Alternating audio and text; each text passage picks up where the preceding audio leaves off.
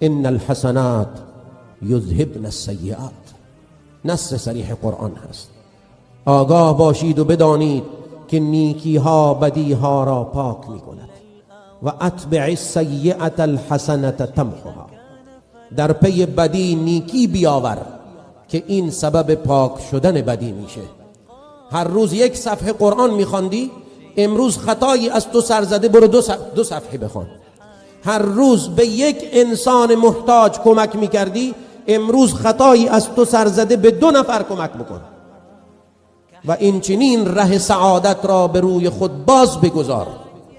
از مرکز جدا نشو، از جمع مسلمین جدا نشو، از صف نماز کناره نکش، از نمازخانه و مسجد دور نشو. گناه کردی بیشتر بیا. این راه نجات است. الله تواب است، یعنی بسیار توبه پذیر، بسیار تحویل بگیر. آن که خود فرار کرده،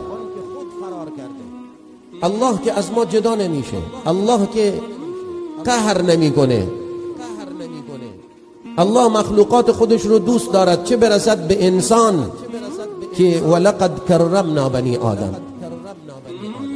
این ما هستیم که بی ادبیم، این ما هستیم که قدر ناشناسیم، این ما هستیم که گستاخیم.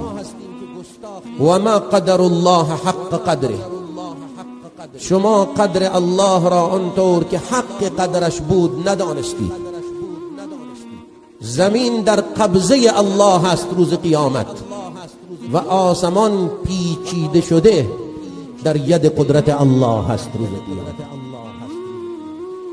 او بی نیاز است،